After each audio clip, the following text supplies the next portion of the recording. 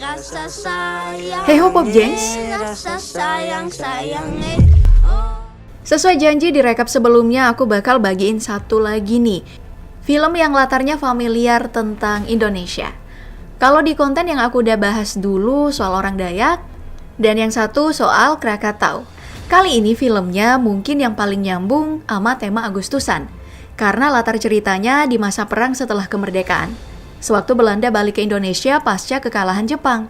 Nah, biar kamu gak penasaran lebih jauh, ya udah, mending langsung disimak aja deh. Tapi sebelumnya jangan lupa subscribe dan sediain cemilan kamu, soalnya Uruk bakal dimulai dalam hitungan mundur 3, 2, 1.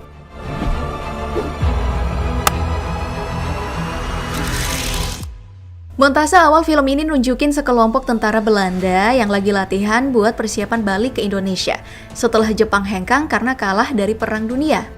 Salah satu dari tentara itu adalah Johan ten Berhe. Doi kebetulan pernah tinggal di Indonesia sewaktu namanya masih Hindia Belanda. Karena bapaknya, Hendrik ten Berhe, adalah pemilik perkebunan teh bernama Kebun Jati. Makanya, di antara semua tentara, Johan ini jago banget bahasa Melayu. Pisang goreng. Apalagi waktu kecil Doi bergaulnya emang sama Uruk, anak pribumi yang orang tuanya juga kerja di kebun jati juga. Makanya bukan cuma ngerti bahasa lokal, Johan ini ngerti juga tuh soal makanan, sampai mitos hantu-hantuan yang ada di Jawa. Soalnya kalau lagi main sama Uruk, pasti bahasannya gitu-gituan. Sampai pernah tuh, pas main di danau, Johan panik dan ngelempar dayung ke tengah karena ngira ada wewe gombel, dan gegara itu tuh mereka hampir gak bisa pulang. Untungnya pas hari udah malam, orang tua mereka berdua pada nyariin dan berhasil nemuin mereka lagi kejebak di danau. Jadi Uruk dan Johan bisa selamat deh, meski keduanya dilarang main bareng dulu untuk sementara waktu. Cuman ya namanya anak-anak kan, mana bisa dikasih tahu, apalagi mereka udah bikin sumpah persahabatan ala-ala film mafia gitu deh. Jauh dekat tetap saudara. Makanya begitu dilarang, ya mereka berdua diam-diam tetap main bareng. Nah, itu alasannya kenapa pas Johan baru tiba di Indonesia, tempat pertama yang langsung dia datengin adalah Kebun Jati.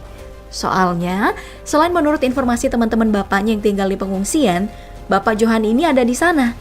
Doi juga lumayan kangen sama suasana sewaktu masih sama Uruk. Sayangnya itu keputusan yang salah nih, karena begitu sampai di Kebun Jati, ternyata tempat itu udah gak sama lagi. Apalagi lokasinya kebetulan di sekitar markas pejuang kemerdekaan. Makanya, pas dalam perjalanan ke sana, mereka sempat tuh dihadang sama salah satu tentara kemerdekaan yang penampakannya mirip sama Uruk. Dan bukan cuman itu, pas nyampe di rumah Kebun Jati, bapak si Johan emang beneran ada, tapi nyawanya udah gak ada. Sepertinya Doi koit ditembak tentara mirip Uruk tadi ya. Dan ini emang lumayan masuk akal, karena meski mereka udah sahabatan, di masa lalu sebenarnya ada masalah antara Johan dan Uruk. Dan itu dimulai sewaktu perayaan ulang tahun Ratu Belanda. Saat di malam hari, semua orang pergi berpesta ke danau, terus ngadain lomba renang. Nah, di momen ini Johan kecelakaan. Doi jatuh ke danau, gegara ketakutan lihat gelembung yang dia sangka wewe gombel. Cuman masalahnya bukan di situ, melainkan setelah itu. Karena meski Doi akhirnya selamat, ternyata Depo, bapaknya Uruk, tewas dalam insiden ini, gegara nolongin Johan sewaktu kelelep tadi. Makanya kalau mau ditarik nih benang merahnya, sepertinya emang mungkin kalau Uruk yang bunuh bapaknya Johan. Karena Doi pengen balas dendam atas kematian Depo. Cuman menurut Lida, mantan guru privatnya, dugaan Johan itu gak masuk akal.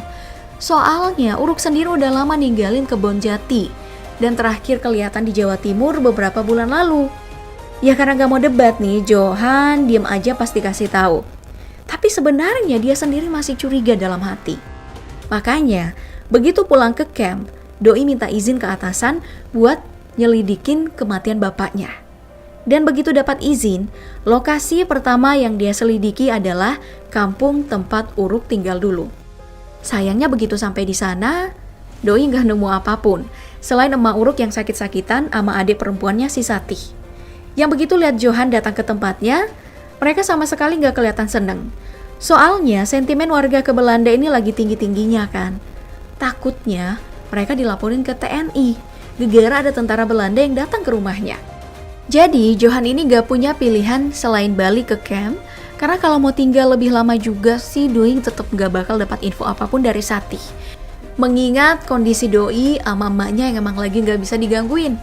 Sayangnya ketika dalam perjalanan pulang, ternyata jembatan penghubung yang sebelumnya mereka lewatin putus karena habis dibom sama tentara kemerdekaan.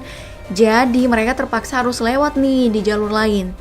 Tapi ternyata itu keputusan, luka parah dan harus dirawat.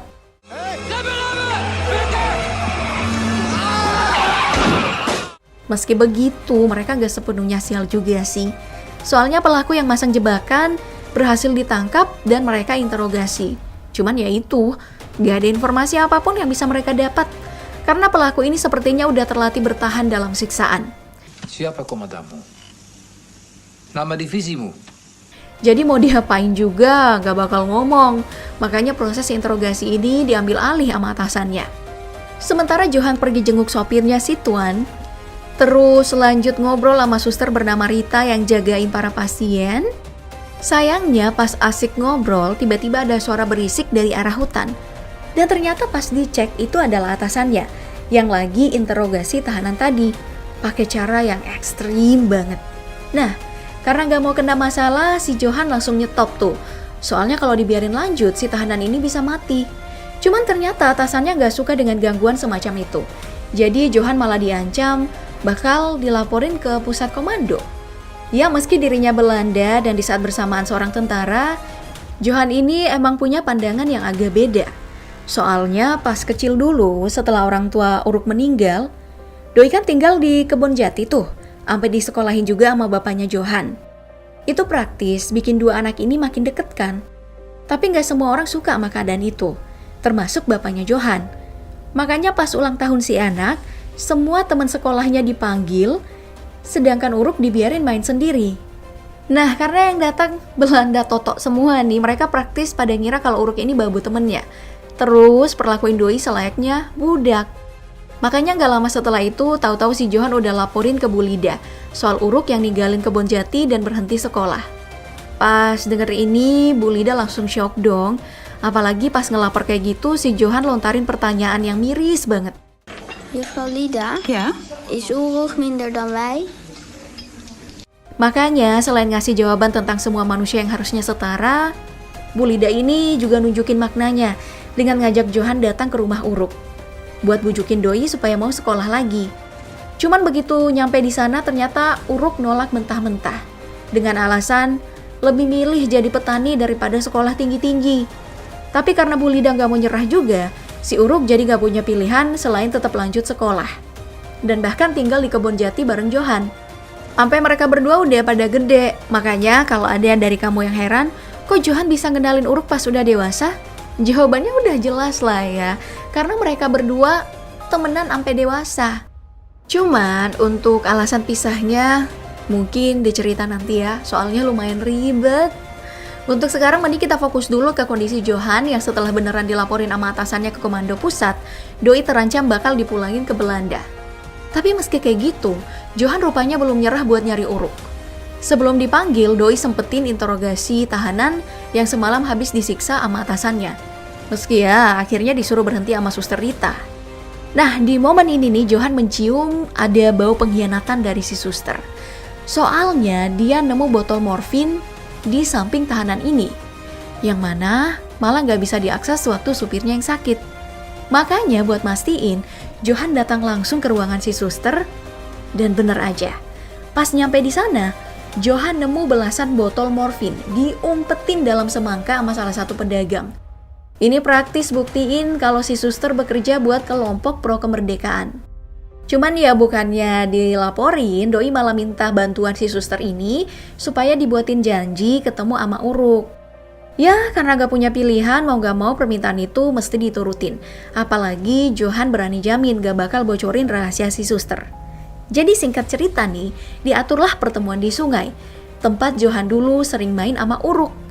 Sayangnya begitu nyampe di sana, yang muncul bukan sahabatnya, melainkan para pejuang kemerdekaan yang ternyata malah bawa Doi ke markas mereka. Ya, bisa dibilang Johan ini dikhianatin sama suster tadi. Mungkin ini karma sih ya. Soalnya dulu sewaktu masih bareng sama Uruk, mereka pernah tuh janjian ke bioskop buat nonton Tarzan. Tapi pas nyampe di sana, ternyata mereka nggak bisa nonton bareng karena tempat duduk pribumi dan Belanda dipisah. Pribumi di belakang layar, lah, sedangkan Belanda di depan layar. Makanya biar si Uruk gak sakit hati, Johan nyuruh Doi nonton sendirian aja, biar dirinya nongkrong di tempat lain sembari nunggu. Ya ngakunya sih gitu. Taunya si Johan ini diam-diam ikutan nonton di tempat Belanda. Dan sialnya Doi malah ketahuan sama Uruk. Nah, perkara Doi yang ketangkep sekarang mungkin karma dari kejadian di bioskop waktu itu ya gengs. Soalnya ngerti gak sih, di tengah gelombang diskriminasi yang bikin sakit hati, di tanah airmu sendiri nih, rupanya temen yang kamu pikir sehati malah nikmatin privilege yang jadi penyebab diskriminasi. Kan hancur hati ade bang. Aku sih pas tahu soal kelakuan Johan yang kayak gitu, ya bersyukur sih, soalnya kejadian ini malah bikin mata Uruk kebuka. Kalau semua negaranya belum merdeka, dirinya nggak akan pernah dipandang setara sama Belanda. Karena itu, atas bantuan dari Lida, pengasuhnya Johan, Uruk ini akhirnya gabung dalam kelompok pro kemerdekaan. Tepat setelah lulus dari kampusnya. Dan ini sempat bikin Johan sakit hati sih. Soalnya giliran Doi yang merasa dikhianati sama temennya sendiri. Apalagi dia mikirnya kalau Uruk gitu hanya gara-gara masalah sepele, perkara bioskop tadi. Cuman bagi Uruk, soal tempat duduk yang dipisah itu bukan perkara sederhana, melainkan wujud nyata diskriminasi. Belum lagi kalau diingat, bapaknya dulu meninggal gegara nyelamatin Johan. Sementara Pak Henry, orang tua Johan, masih hidup sampai sekarang. Kan gak adil ya? Entah buat Uruk atau buat keluarganya. Makanya gak heran, pas Johan nolak buat nyebut perlakuan bangsanya ke orang-orang pribumi sebagai diskriminasi, si Uruk jadi ngamuk dan muntahin bogem mentah ke wajah sahabatnya itu. Nah, itu dia alasannya. Dua sahabat ini akhirnya berpisah. Satu gabung kelompok kemerdekaan, satunya lagi ke kubu bangsanya sendiri, kubu penjajah. Masih ada surprise-nya sih gengs. Ingat kan waktu aku bilang si Uruk gabung kelompok pro kemerdekaan atas bantuan Bu Lida? Nah ternyata Bu Lida ini emang petingginya. Doi pengisi suara untuk siaran kemerdekaan di radio yang dilarang sama pemerintah Belanda. Indonesia nou eenmaal een feit is. Indonesia merdeka. Bu Lida juga yang pertama Johan temuin waktu pejuang kemerdekaan bawa Doi ke markas mereka. Bahkan Bu Lida ini juga yang merintahin ke Rita buat jebak Johan supaya bisa dijadiin tawanan. Ya gak usah heran sih kalau ada orang Belanda kayak Bu Lida yang ternyata pro ama kemerdekaan Indonesia. Soalnya dalam banyak catatan sejarah, emang ada beberapa orang kayak dia nih. Misalnya Henk Snillfleet atau Ernest de Wisdecker dan moyangnya Edward de Wisdecker. Mereka ini punya andil besar loh dalam kemerdekaan Republik Indonesia dengan caranya masing-masing. Jadi nggak semua orang Belanda itu jahat kok di masa penjajahan. For your information aja. Nah terus setelah Johan ditahan nih, Doi diapain tuh? Ya dijadiin tawanan sih, dikurung dalam sel. Sampai Doi mimpi buruk lihat keluarga Uruk meninggal karena kekejaman bangsanya sendiri. Terus pas bangun langsung disuruh siap-siap sama salah satu komandan pejuang kemerdekaan buat acara pertukaran tawanan. Yang mana sebelum dimulai Bu Lida sempet datengin Johan dulu untuk diceritain kebenaran soal kematian Depo. Yang ternyata wafat bukan karena mau nyelamatin Johan, tapi karena nyelamatin tuannya, ayah Johan, yang waktu itu malah pengen nyelamatin Johan. Aduh ribet ya. Mungkin itu alasannya kali ya orang-orang dewasa waktu itu gak cerita ke Johan dan Uruk soal peristiwa sebenarnya. Soalnya perkara mental budak si Depo kayaknya emang susah dipahamin sama anak kecil kayak Johan dan Uruk. Itu dulu sih. Kalau sekarang kayaknya mereka udah ngerti banget ya. Makanya pas pertukaran tawanan di mana Johan dan Uruk akhirnya ketemu, ada satu dialog keren yang bikin aku terpikat. Dan itu adalah saat Uruk bilang, kalau selama nyawa satu orang Belanda masih dianggap setara dengan belasan pribumi, itu artinya mereka masih belum bisa disebut setara. Itu epic banget sih. Cuman masih ada yang lebih gila lagi nih. Dan itu ketika Johan dengan berani nyuekin para tentara dari dua kubu yang bertikai demi nyamperin sahabatnya dan nunjukin kalau bagi dirinya mereka setara. Bahkan ketika negara mereka nggak saling suka. Setelah itu filmnya habis deh. Pesan moralnya apa? Penjajahan di atas dunia harus dihapusin karena nggak sesuai dengan peri kemanusiaan dan peri keadilan. Itu yang dibilang merdeka. Bukan seremoni tahunan yang terus-terusan dirayakan di tengah ketimpangan. Gila nggak tuh? Keren kan gue?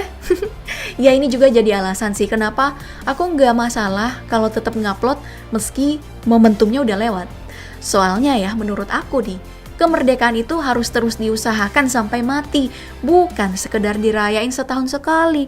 Pokoknya merdeka sampai titik darah penghabisan. Sedangkan kesimpulan, ya untuk ukuran zamannya film ini bagus banget sih, apalagi mengingat posisinya sebagai adaptasi dari novel dengan judul sama, karangan Hella Hase. Suasananya itu dapet banget, dan menurut beberapa pakar, penggambaran situasi dan properti kayak kostumnya itu lumayan akurat. Makanya kalau ditanya, apa film arahan Hans Hielkema ini layak masuk dalam daftar rekomendasi? Iya, bakal aku bilang layak lah, gengs.